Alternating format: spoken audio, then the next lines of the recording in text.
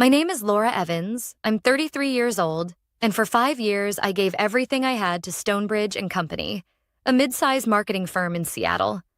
Late nights, early mornings, weekend calls. And every single year when I brought up a raise, my boss, Megan Turner, smiled that thin corporate smile and said, "Let's revisit this next quarter." Next quarter became next year. Next year became never. But I swallowed it. I believed in loyalty. I believed hard work paid off. I believed in the promises Megan made in glossy staff meetings about growth opportunities and long-term success. I believed right up until the morning I stopped believing. It was a rainy Thursday in March. Typical Seattle weather. I was sitting across from Megan in her office, a glass-walled cube with a skyline view she never stopped reminding us she'd earned. She flipped through some client reports, not even pretending to read them. "Laura, we value your contributions," she said, eyes still on the papers. "But the company's priorities have shifted. Right now, salary adjustments aren't on the table." The same empty words, the same dead smile, the same voice that turned hard when you pushed back. I'd just wrapped a campaign that brought in $2.4 million in new business. My client feedback scores were the highest in the department. I'd trained 3 junior associates, the same ones Megan kept promoting over me. And still, I was making the exact salary I'd started with at 28. I took a breath. "Could we set a specific timeline to revisit this?" Her eyes finally met mine. Cold, calculated. "Laura, you need to think bigger. We're all making sacrifices. That's how teams win." I nodded, smiled, left her office with my heart pounding in my ears, past the reception desk where Tina was fielding back-to-back calls, past the open floor where junior staffers were glued to their monitors, past my desk, a corner cubicle with 5 years of files stacked high, and a coffee mug that said, "World's okayest employee." I sat in my car for 15 minutes before I started the engine. That night, for the first time in 5 years, I opened my laptop and pulled up job listings. Not to apply. Not yet. Just to see. I scrolled through postings at firms I'd once dreamed about. Companies that offered real development, competitive pay, and didn't treat loyalty like a trap. Market strategist, $110,000. Senior account manager, $125,000 plus bonus. Director of Client Partnerships, $140,000 with benefits. I bookmarked a few, closed the laptop, told myself it was curiosity, but something had shifted. 3 days later, Megan dropped a file on my desk without a word. The Glenmore Tech account renewal, a $3 million deal, on top of everything else I was managing. With a sticky note, "Make sure they understand our value." Our value. I wasn't worth a cost of living raise, but I was worth closing million-dollar deals on her behalf. I picked up the phone to call Glenmore. Then I stopped. What would happen if I stopped chasing Megan Turner's approval? What if loyalty wasn't a virtue, but a leash? I thought back to when I first joined Stonebridge, when Robert Stone, the founder, still walked the halls. He hired me personally after a 2-hour conversation about brand psychology and market dynamics. "You've got instincts," he'd said. "I can teach skills. Instinct is rare." 6 months later, Robert sold the company to a private equity firm. Megan Turner arrived with her buzzwords and efficiency plans. On her first day, she gathered the staff and talked about streamlining talent, performance-based retention, optimizing human capital. That's when I should have known employees weren't people to her, just numbers on a ledger. At first, I gave her the benefit of the doubt. I worked every project she threw at me, took on tasks outside my role, stayed late. And each time she rewarded me the same way. "Great work. You've got potential."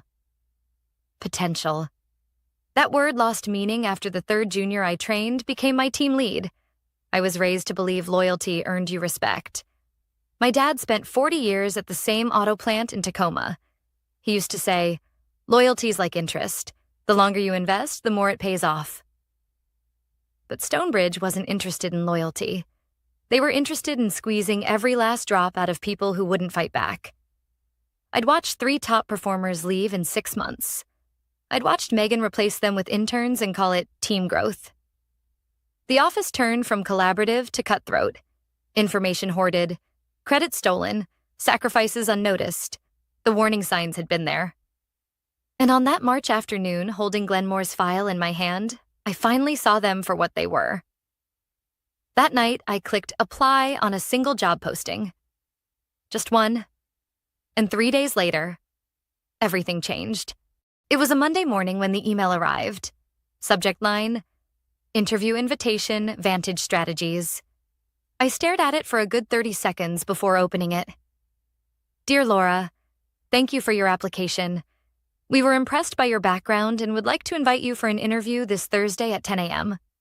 Vantage Strategies, one of the fastest growing firms in the Pacific Northwest, known for innovation, competitive pay, and actually promoting from within. I felt a flicker of something I hadn't felt in months. Hope. For 3 days, I kept my head down at Stonebridge. I handled the Glenmore Tech account. I stayed late. I smiled at Megan in meetings.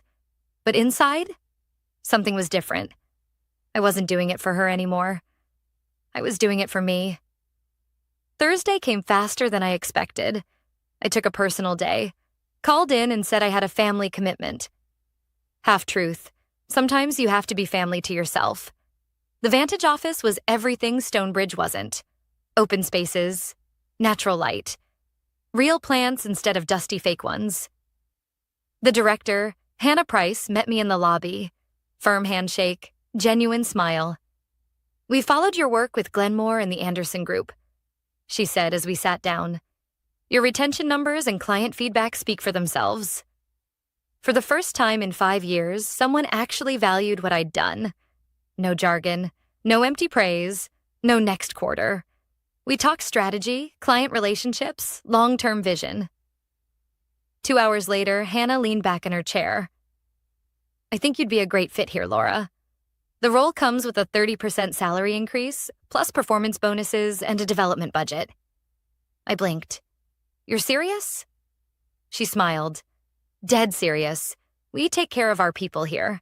If you're interested, we can move fast. I left the interview lightheaded, in the best way. By the time I got home, the official offer letter was sitting in my inbox. 30% more. Actual benefits. And a professional development stipend I didn't even know companies still offered. I sat on my couch, rereading the offer. 5 years at Stonebridge, and they'd never even mentioned a raise. Vantage met me once and saw my worth. It was an easy decision. I printed the offer, signed it, and scanned it back. Friday morning, I walked into the office with my heart pounding. I wasn't planning to quit on the spot. I still wanted to give notice, stay professional. But Megan had other plans. At 9:30 a.m., she called me into her office. I stepped inside, half expecting another let's touch base meeting. But her expression was different, cold, sharp. Close the door, she said. I did. She slid her phone across the desk, an email open on the screen, my LinkedIn profile. A recruiter from Vantage had commented on my post. A harmless, great catching up, something I hadn't even noticed. Megan's eyes locked on mine. Care to explain this? I stayed calm. I applied for a position at Vantage, on my own time, with my own resources. Her lips curled into something between a smirk and a sneer. So it's true, you've been job hunting behind my back. Behind her back? I wasn't sure when I'd signed a loyalty oath. Megan, She cut me off. I don't tolerate disloyalty, Laura. You've made your choice. She opened a drawer and pulled out a form. Your badge access is deactivated as of now. Pack your things. I blinked. You're firing me? For applying elsewhere? I'm terminating your employment for breach of trust. Disloyal employees deserve nothing. The words hit harder than I expected. Not because I was scared, but because I finally saw her for who she was. I stood, smoothed my blazer, and gave her the calmest smile I've ever given anyone. Then I wish you the best of luck, Megan. Her eyes narrowed. I turned, walked out of her office, and out of her control. No argument, no scene. Sometimes the loudest statement is walking away. Monday morning arrived gray and cold, typical for a Seattle spring. I woke up feeling strange, not anxious, not bitter, lighter. After 5 years of pushing through endless meetings, ignored requests, and corporate nonsense, I was officially done with Stonebridge and Company. I started my first day at Vantage Strategies, and the difference hit me the second I walked through the door. No forced smiles, no fake pep talks, just real people, doing real work in an office that didn't feel like a prison cell with free coffee. Hannah Price greeted me personally. "We're glad you're here, Laura." And for the first time in years, I believe someone meant those words. My onboarding wasn't a generic slideshow. It was a one-on-one conversation about goals, expectations, and what success would actually look like. And when we reviewed my client list, Hannah leaned in. "One more thing. We've heard Glenmore Tech is shopping around for new firms." I raised an eyebrow. "Glenmore? They've been with Stonebridge for years." Hannah smiled. "Not anymore. Apparently, their new account manager isn't meeting expectations." A strange mix of curiosity and quiet satisfaction stirred in me. Megan had reassigned my accounts the moment she fired me. Probably dumped them on some junior she could control. I wondered how that was going for her. Later that afternoon, I got a message from an unfamiliar number. "Laura, this is Nathan Kim from Glenmore Tech. Are you available to discuss a possible consulting partnership?" I stared at the text for a long moment before replying. "Absolutely. Let me know when works for you." I didn't need to ask what had happened. I already knew. By Wednesday, we'd scheduled a meeting. Glenmore's CEO, Nathan Kim, didn't waste time on small talk. We sat across from each other in a sleek downtown conference room, his assistant quietly closing the door behind us. "I'll be direct," Nathan said. "Since your departure, the service level at Stonebridge dropped fast. Deadlines missed, communication delays, it's been frustrating." I kept my expression neutral. "I'm sorry to hear that." He leaned forward. "I'm also aware of how much you handled personally, and how much we valued that." His meaning was clear. "We're open to moving our business, if you're interested in leading the account." I kept my voice even. "I'd be more than happy to discuss a partnership through Vantage." Nathan smiled. "That's what I was hoping to hear." By Friday, the deal was signed. Glenmore Tech, a $3 million account, officially moved to Vantage Strategies. And that's when things started to unravel. For Megan, I didn't reach out to her. I didn't have to. Seattle's business world isn't that big, especially in consulting. By Monday, I started getting texts from former colleagues, from clients, from people I barely knew. "Did you really land Glenmore at Vantage?" Megan's been in meetings all morning. Word is she's losing it. HR's scrambling. 2 more clients are looking to switch. I almost felt sorry for her. Almost. But then I got a message I didn't expect. It was from Tina, Stonebridge's receptionist, one of the kindest people I'd worked with.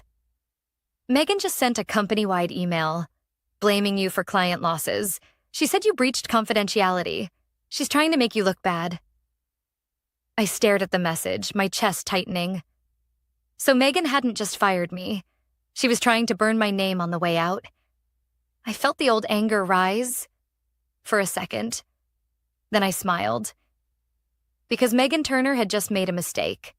A big one. I wasn't worried about the gossip. I wasn't even worried about my reputation. I had signed a clean employment agreement with Vantage. I had no non-compete with Stonebridge. And Glenmore had approached me, not the other way around. But Megan? She'd just put false accusations in writing, company-wide. That wasn't just petty. That was grounds for legal action. And I knew exactly how to handle people like Megan Turner. Because some people think loyalty means silence. Some people think power means control. And some people learn the hard way what happens when you cross the line. I took a deep breath. Then I forwarded Tina's message to Hannah Price with a short note. Thought you should see this. Hannah replied 5 minutes later. Let's talk Monday morning. And Laura, you did the right thing. Megan thought she'd buried me. She had no idea. I was just getting started. Monday morning, I walked into Vantage Strategies with a calm I hadn't felt in years. Hannah Price waved me into her office before I even sat down at my desk. She closed the door behind us. I read the email Tina forwarded. I also spoke with legal. I nodded, sitting across from her. Hannah's expression was cool, professional, but her eyes flashed with something sharper. Megan Turner crossed a line. Defamation, written accusations, targeting a former employee in front of active clients. That's not just bad form. That's actionable. I leaned forward slightly. I didn't want to start a war. Hannah smiled. You didn't. She did. We'll handle it. That afternoon, Vantage's legal counsel sent a formal letter to Stonebridge and Company. A cease and desist, professional, director, unmistakable. Stonebridge was warned to retract the defamatory statements Megan had made, or face legal action for slander and tortious interference. It wasn't personal, it was business. But Megan? She'd made it very personal. The fallout began within 48 hours. I didn't have to reach out to anyone. Clients started reaching out to me. Laura, is it true you're with Vantage now? We'd love to work with you. We're rethinking our contract with Stonebridge. Maybe you could introduce us to your new firm? Turns out, when you treat employees like disposable parts, clients notice. And when those employees leave, so does the business. By Friday, Hannah pulled me aside again. 3 new clients signed this week, all from your former roster. She tapped a folder on her desk. And Glenmore Tech just increased their contract by 20%. They're adding a digital strategy project. I blinked. What? Hannah smiled. They said working with you restored their confidence. Seems Megan underestimated your value. We don't. That should have been enough. A clean break, a fresh start, a quiet victory. But Megan wasn't done, because bullies never are. The following Monday, Tina sent me another message. HR meeting this morning. Megan's under investigation. Apparently, she told upper management you poached clients. Now, Glenmore's CEO sent a letter to Stonebridge, clearing your name. It's bad. Like, really bad. I read the message twice. A cold weight settled in my chest. I hadn't asked Glenmore for anything, but they'd gone out of their way to defend me. That spoke louder than anything I could have done myself. The story spread fast in the consulting world. Stonebridge's leadership launched an internal review. Megan's decisions and behavior were suddenly under a magnifying glass. And once people started looking, they didn't like what they saw. Megan had burned through half the senior staff in under 2 years. Client retention was at an all-time low. Employee turnover was spiking. Her leadership style, the one she thought made her untouchable, had become a liability. I got a call from Robert Stone himself. The founder of Stonebridge, long retired. I hadn't spoken to him since the early days. Laura. His voice was calm but firm. I want you to know, I'm deeply sorry for how you were treated.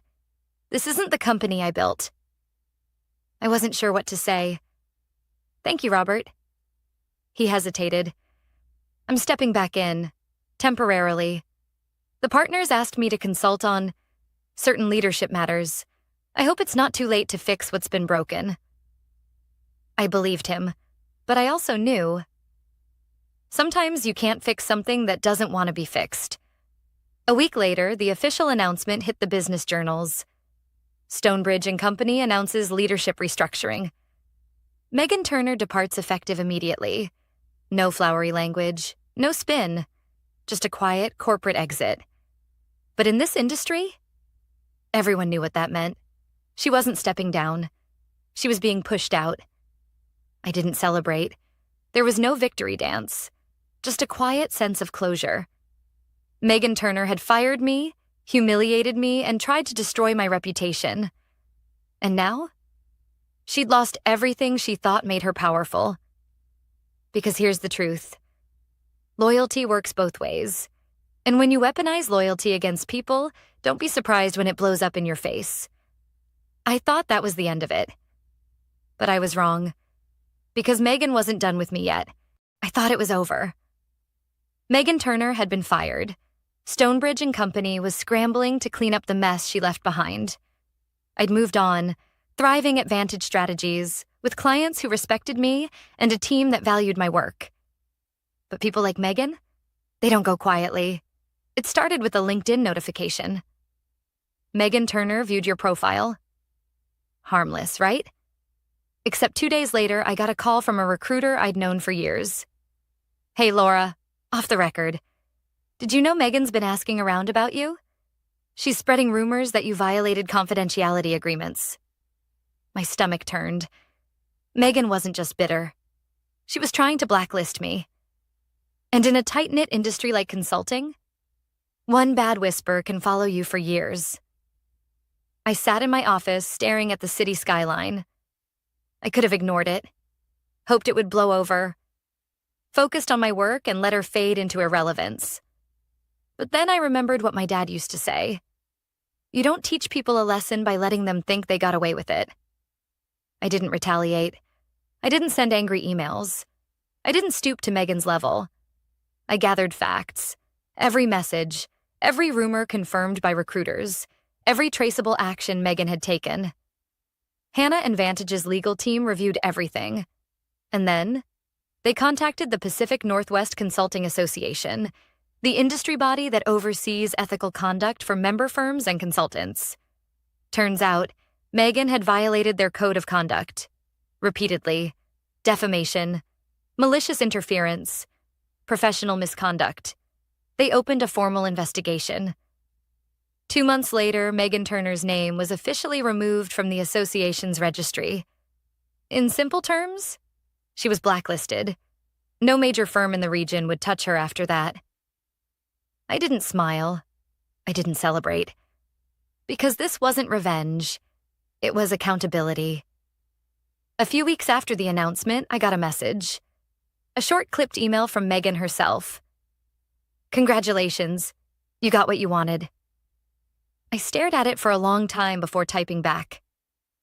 What I wanted was to work in a place where respect goes both ways. What you wanted was control. We both got what we earned. I hit send. No more. No less. That was the last time I ever heard from Megan Turner.